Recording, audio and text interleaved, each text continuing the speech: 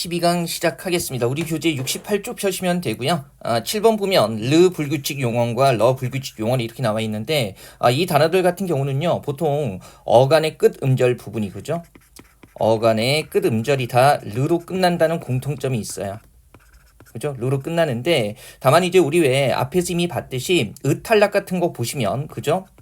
우리 들르다나 그 다음에 치르다 같은 경우는요, 그죠? 어로 시작하는 어미 앞에서 어간의 의가 일정하게 탈락하잖아요. 근데 얘네는 그런 탈락이 나타나지 않는 애들 얘기하는 겁니다. 그래서 르 불규칙 용언 같은 경우에 어간의 끄름절 르가 아어로 시작하는 어미 앞에서 결과적으로 리을로 나타나요. 이를테면 이르다, 빠르다라는 의미의 이르다 같은 경우죠. 자, 얘 같은 경우는요, 여기에다가 어간에다가 어미, 어가 결합하게 되면 어떻게 나타나나요? 그죠? 아직 술집에 드나들기는 일러 이런 식으로 쓰게 되죠. 그래서 어간의 르가 받침의 리을과 초성의 리을로 이런 식으로 나타나는 거예요. 복잡하게 생각하지 마시고요. 물론 자 여기서는 르 불규칙 용언이라는 이름이 중요한 게 아니라 빠르다라는 의미의 이르다는 어가 붙었을 때 그죠? 이런 거 붙었을 때 일렀다 이렇게 활용하는 게 중요하다는 거 그거 포인트로 잡으시면 되고요. 그다음에 요거 이르다 말씀 언자죠. 그래서 말하다라는 의미의 이르다 역시 마찬가지고요. 그다음에 누르다 앞자죠.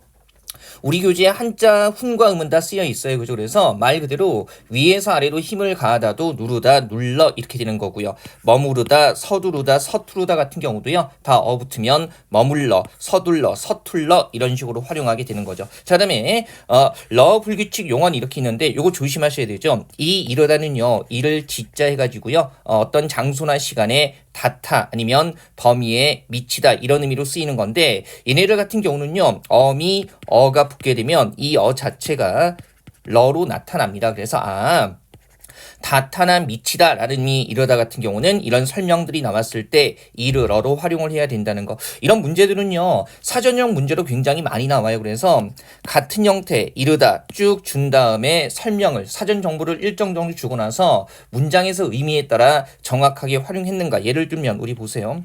19세기에 이르러예요, 일러예요. 그러면 19세기라는 뭡니까? 이 범위 얘기하는 거기 때문에 그죠? 이때는 19세기의 일러가 아니라 19세기에 이르러 이런 식으로 쓰게 되는 거죠. 그죠? 그 다음에 누를 황자 색깔 나타내는 누르라 같은 경우도요. 어미 어가 결합했을 때 누르러 이렇게 활용을 하게 되죠. 이거 잘 보시고요. 자, 일단 불규칙이다 외우는 것보다는 이 단어들에 대한 정보가 나왔을 때 이렇게 특히 형태가 같지만 활용 양상이 다른 것들이 있잖아요. 이런 것들 보면서 예문에서 정확하게 쓰는 게 어떤 형태인가 이런 것들 확인할 수 있으면 돼요. 그 다음에 우리 보면 모자라다하고 접질리다 이렇게 나와 있는데요. 얘네들 같은 경우는 르 불규칙 용언이라든가 러 불규칙 용언 이런 것과 아무런 관련이 없어요. 그죠? 우리가 흔히 모자라다의 기본 형태를 모자르다라고 잘못 인지해서 그죠? 붙었을 때 모잘랐다 이렇게 활용하는 경우 있고요. 그 다음에 접질리다가 기본형인데 접지르다라고 잘못 알아서 그죠? 접질러 이런 식으로 활용하는 경우 있는데요. 둘 다 안 된다는 거죠. 기본형 모자라다기 때문에 붙으면 모자라 과거형으로는 모자랐다 이렇게 쓰게 되고요. 그 다음에 우리 왜 손목이나 발목 같은 거 삐끗했을 때 그죠? 접질리다라는 표현을 쓰는데요. 기본형은 접질리다입니다. 그래서 붙으면 접질려 그리고 과거형으로 쓰면 접질리었다 해서 접질렸다 입에 참 안 붙는 표현인데요. 요거는 확인 한번 해 두시죠. 자, 그 다음에 69쪽 넘어가서요. 8번에 여불규칙 용언 이렇게 나와 있는데요. 얘는 하다나, 그죠? 하다가 붙은 말에서 나타나는 거예요. 그래서 여기에 아가 붙으면 하여 이렇게 되고요. 물론 이것은 해로 줄였을 수 있죠. 물론 하다가 붙은 말 중에 공부하다 이런 것도 공부하여, 공부해, 공부하였다, 공부했다 이렇게 쓰이게 되는 거죠. 자, 그 다음에 히읗 불규칙 용언이라고 우리 왜 앞에서 배울 때는요. 어간 어미가 다 바뀌는 불규칙이라고 배웠을 겁니다. 그죠? 그래서 형용사 어간의 끝받침 히읗이 모음으로 시작되는 어미 앞에서 주는 거. 이를테면 노랗다에 은이가 붙으면 우리가 어떻게 활용해요? 그죠? 노란이 해가지고요. 그죠? 어간 받침 히읗도 줄고 어미 모음도 빠지게 되는 거죠. 그 다음에 이때 조심해야 되는 거. 어가 왔을 때 각각 히읗이 줄면서 아는 뭐로 이게 중요하죠. 에로 그 다음에 어는 뭐로 어이의 에로 나타난다라는 거 이거 꼭 확인하시고요. 자 그다음에 어미 네와 결합할 때는요 히읗이 준 형태와 줄지 않은 형태 둘 다 맞는 표기로 인정을 합니다. 자 이제 이거 외우는 게 아니라 이해하시면 된다고 했어요. 그리고 히읗 불규칙 용언의 범주는요. 어감 끝에 히읗 받침을 가진 형용사 중에서 좋다 이외의 단어는 모두 여기에 해당합니다. 그럼 해보죠. 노랗다에 아 붙으면 어떻게 돼요? 노래 이렇게 되고요. 그죠? 그 다음에 네 붙으면 그죠? 노란애도 되고 노란내 이렇게도 되는 겁니다. 규칙 나와 있으니까 보면서 확인하시면 돼요. 그 다음에 허옇다에 어 붙으면 허예 이렇게 되는 거고요. 그죠? 그 다음에 네 붙으면 허옇네 허연해. 자, 얘네들은 설명이 나오고 나서 어떻게 응용을 하냐면 이런 식으로 나오는 거죠. 방금 조스바 먹었어. 입술이 펄해졌어. 이렇게 쓰는데 그죠? 이렇게 트릭을 걸어버리는 거예요. 항상 우리가 맞춤법에서 그죠? 용언의 맞춤법이 나오면 기본형 잡고 어간 어미 분석 정확하게 해야 된다는 말씀 드렸죠. 그러면 지금 이거 기본형은 뭐예요? 펄엇하죠. 그러면 펄어타의 어간에다가 당연히 아가 아니라 뭐가 붙은 거예요? 어 계열이 붙은 거기 때문에 당연히 펄에 했을 때 아이의 애가 아니라 어이의 애로 나타나는 거죠. 그래서 이런 히읗 불규칙 용언의 규칙들을 설명해 주고요. 단어 정보를 준 다음에 문장에서 이런 식으로 활용하면서 맞춤법을 정확하게 확인하는 거 이런 것들이 출제가 되는 겁니다. 자 여기 이제 문제 한번 가보죠. 확인 문제인데요. 기본형이 옳지 않은 거 해가지고요. 이거 2번이죠. 우리 물론 오래되어 불은이라는 이 활용 형태는 맞는데 얘는 불다에 붙은 게 아니고요. 그죠? 어떻게 붙은 거예요? 물에 젖어 부피가 커지다는 붙다고요. 여기에 은이 붙어서 불은이라고 활용을 하게 되는 거죠. 그리고 불다는 불은이라는 활용 형태가 나타나지 않아요. 우리 왜 불다 같은 경우에 그죠? 받침이 지금 리을로 끝나기 때문에 의가 안 들어간 형태의 어미 니은이 붙고 이때 탈락하게 되면 그죠? 불다를 활용하면 분 이런 식으로 활용을 하게 되죠. 그래서 이것도 한번 확인하시고요. 그 다음에 나머지는 다 맞아요. 갈다에 니 붙었을 때 어감 받침 리를 탈락해서 가니 그 다음에 요거 이때 놀지 말라고 일렀다 같은 경우는 말하다라는 의미의 이르다죠. 그래서 여기에 엇 붙으면 일렀다 르가 리을 릴로 나타나는 거고요. 어떤 장소를 거치거나 방문하다 그랬을 때 기본형은 들르다고요. 이 같은 경우에 아어로 시작하는 어미 앞에서 그죠? 어간 끝 모음 의가 탈락하기 때문에 엇 붙었을 때 들렀다 이렇게 나타나는 겁니다. 그래도 좀 과거에 비해서 편해진 게 설명들이 나오니까 적용하는 거 어렵지는 않을 거예요. 계속 암기하려고 애쓰지 마시고요. 제가 이해하라고 말씀드린 부분은요. 내용을 이해하시면 됩니다. 제심으로 준다는 말씀 제가 여러 차례 드리고 있어요. 왜 그러냐면 자꾸 질문들을 하시거든요. 외워야 되는 거 아니냐고. 근데 우리가 1차, 2차 예시 문제에서 이미 봤듯이 이제 문법적으로 딱 정확히 다른 건 1차 예시 문제 쪽인데 그쪽에 보면 기본적인 개념 말고 설명을 충분히 준다고요. 그래서 이해하시면 돼요. 자, 그 다음에 71초 펴시면요. 자, 계속 맞춤법 부분이에요. 형태와 관련해서 자, 이제 어근에 접두사나 접미사가 붙어서 파싱어가 됐을 때 어떻게 표기를 하느냐 하는 건데 이런 것도 조건들 줘요. 대표적으로. 그래서 새와 시가 짝을 이루고 셋과 시시 짝을 이루는 건데 얘도 조건 이해하고 적용할 수 있으면 됩니다. 자, 기본적으로 새나 시는요 짝을 이루는 거예요. 그래서 된소리 거센소리 히읗 앞에 붙게 되는데 첫 음절이 양성일 때는 새가 붙고요. 음성일 때는 시가 붙는 겁니다. 보세요. 지금 까맣다라고 했을 때 된소리고 양성이니까 새, 빨갛다도 마찬가지죠. 파랗다 거센소리고 양성이니까 새, 그 다음에 히읗 그리고 양성이니까 새 붙게 되는 거고요. 그 다음에 이번에 시꺼멓다 같은 경우에 된소리고 음성이니까 시 얘도 마찬가지죠. 그 다음에 거센 소리의 음성 시 그리고 히읗의 음성이니까 시 붙는 거예요. 그 다음에 3, 4번에 셋과 시시짝을 이루게 되는 건데요. 기본적으로 얘는 울림소리 앞에 오는 겁니다. 그래서 울림소리 앞에서 어간 첫 음절이 양성일 때는 셋, 그 다음에 음성일 때는 시 이렇게 붙게 되는 거죠. 니은 당연히 자음 중에 울림소리고요. 오라는 양성이니까 셋 붙은 거고요. 누렇다 같은 경우에 울림 소리고 우라는 음성이니까 쉿 붙은 겁니다. 이 울림 소리로 시작하는 이런 말들이 있나 싶으실 텐데요. 말같아 같은 단어도 있어요. 미음도 울림 소리죠. 그래서 얘는 샘말 같아. 그 다음에 멀거타에 붙게 되면은 그저 신멀거타. 뭐 일단 셋이나 셋은 색깔 강조하는 말이죠.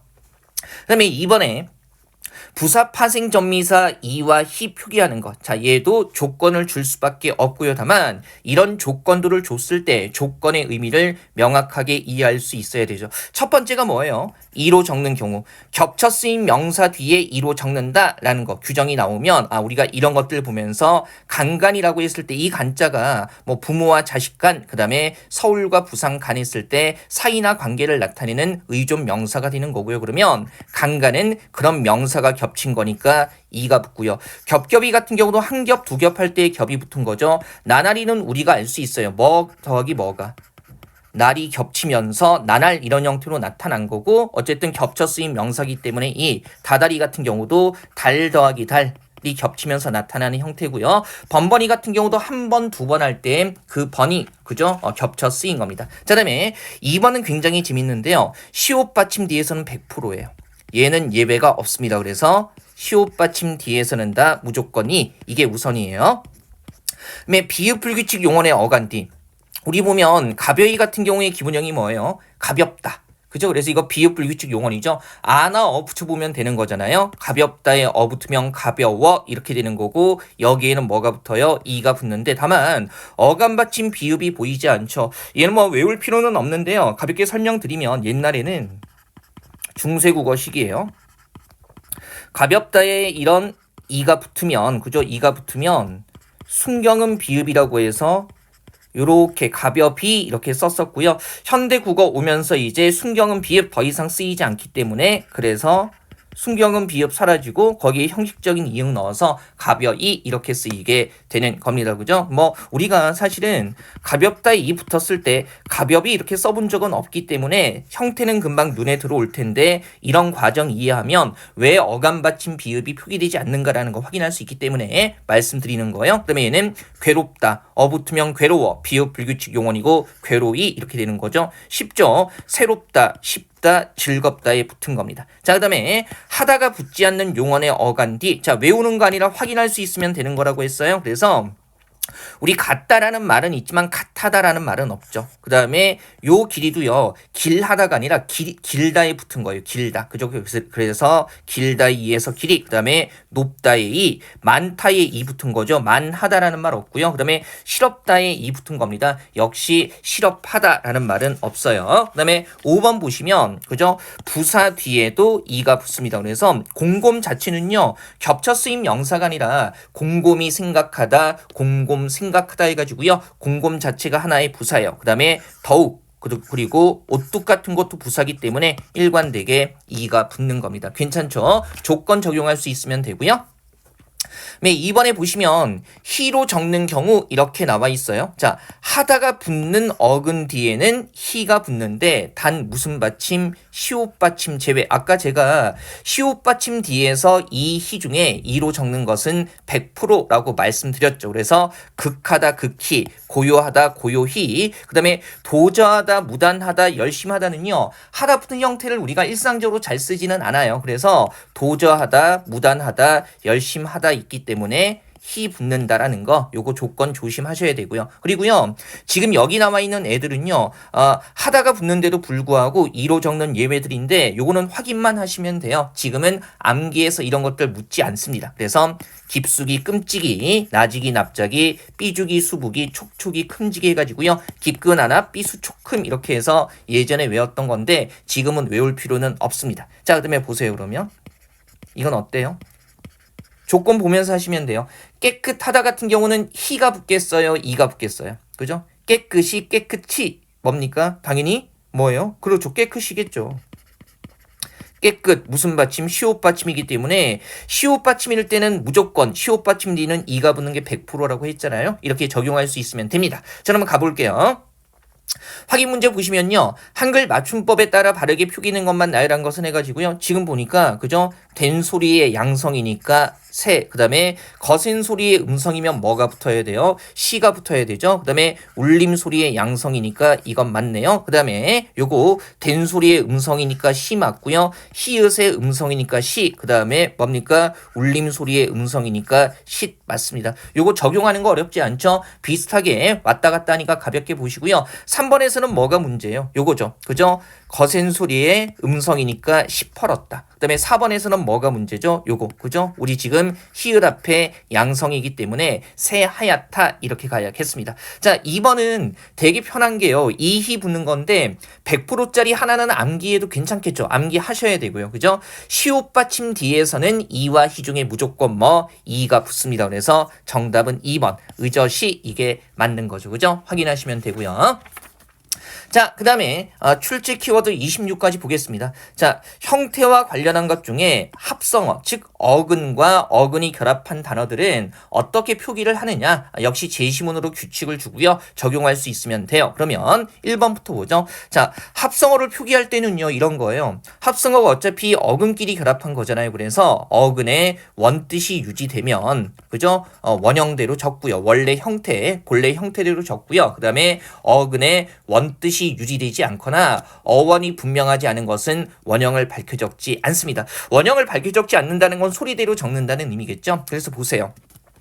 이게 맞춤법에 나오는 단어는 아닌데 이를테면 눈곱, 눈살, 으름장 했을 때 얘네가 다 그죠? 된소리로 발음이 돼요. 다만 우리 왜 눈곱 같은 경우는요. 이 곱이라는 말 자체가 끈적끈적한 액체. 우리 곱창 먹을 때 뭐 곱이 많네 적네 이러잖아요. 그런 뜻이 있어요. 그래서 눈에서 나오는 끈적끈적한 액체 해가지고요. 눈과 곱 각각의 어근의 뜻이 그대로 유지가 되기 때문에 적을 때는 원형대로 적는 거예요. 발음은 눈곱이라고 하지만 그 다음에 눈살도 마찬가지예요. 그죠? 우리 왜 눈살을 찌푸리다라고 얘기를 하게 되면 눈 사이의 살, 미간 쪽의 근육을 얘기하는 거 아니겠어요? 그래서 눈과 살 각각의 의미가 그대로 유지가 되기 때문에 눈살이라고 발음은 하지만 어근의 원형대로 적는 거고요. 그 다음에 으름장 같은 경우도요. 으름짱이라고 된소리로 발음하기는 하지만 으르다가 위협하다고요. 장이라는 게 때리다라는 어원을 갖고 있는 거예요. 우리 곤장의 장 같은 게 때린다는 장이거든요. 그래서 이것도 때릴 듯이 위협하다 해가지고요.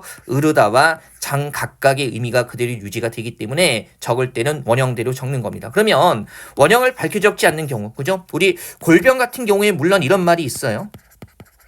골타. 그래서 이제 과일이 상하다나 뭐 몸 같은 게 상할 때도 우리가 골타라는 표현을 쓰는데 이런 거예요. 골병 같은 단어들은 옛날 중세국어 시기에 얘를 그죠?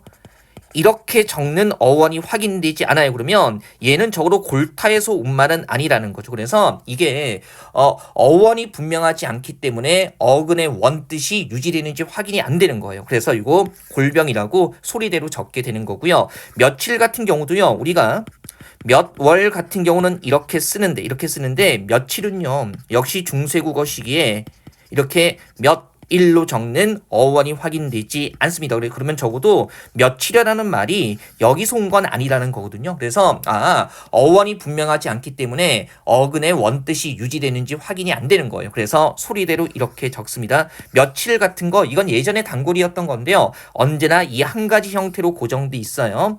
예전 기출문제 같은 거 보게 되면 매번 이런 식으로 트릭을 거는데 아니죠. 이렇게 적는 경우는 아예 존재하지 않습니다. 이거 생각하시면 되고요. 그다음에 2번에 뭐 이런 것들이 이제 관습적인 부분인데요. 끝소리 그죠? 리을인 말과 딴말이 어울릴 적에 리을 소리가 나지 않는 경우 보통 이제 앞말이 리을로 끝날 때 나도 살자 앞에서 탈락하는 양상을 보이는데 이게 규칙화할 수는 없고요. 관습적으로 이런 거예요. 그래서 다만 이런 단어들은 어떨 때 유의미하냐면 한글 맞춤법에 총칙 적용할 때 그래서 우리가 이제 소리대로 적는 거, 그 다음에 어법에 맞도록 적는 거, 특히 어법에 맞도록 적는 것은 단어의 원래 형태수를 분석할 수 있어야 되죠. 그래서 그럴 때 의미가 있는 겁니다. 그러면 다다리 같은 경우는 달 더하기 달, 따님 같은 경우는 딸 더하기 님, 얘는 적어도 뭡니까? 그죠? 예, 어법에 맞도록 적은 것은 아니죠. 원형을 밝혀 적은 것은 아니죠. 그거 분석할 수 있으면 돼요. 소나무는 솔 더하기 나무,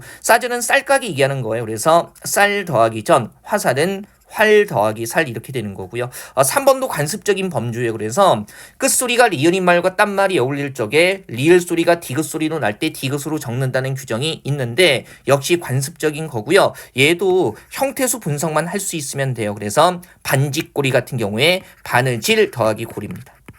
그죠? 그러면 어법에 맞도록 즉 원형을 밝혀 적은 게 아니네요. 그 다음에 사은날 같은 경우에 사흘 더하기 날, 숟가락 같은 경우에 우리 왜 밥 한 술 뜨세요 그러잖아요. 술 더하기 가락, 이튿날 같은 경우에 이틀 더하기 날이고요. 잣다라타 같은 경우에 잘다에다가 다라타가 결합한 형태가 되는 겁니다. 요 분석만 할 수 있으면 되고요. 모든 단어에서 동일하게 나타나는 조건이 아니기 때문에 그냥 요거는 형태수 분석만 해서 그죠? 요거 어법에 맞도록 적은 범주는 아니다라는 것만 확인할 수 있으면 되겠습니다. 어렵지는 않죠. 그리고 특히 사흘날이나 이튿날 같은 경우는 사흘날이나 이틀날 리을로 적지 않고요. 디귿으로 적는 애들이라는 거. 어휘 자체 한 두어 개니까 가볍게 암기해 두시죠.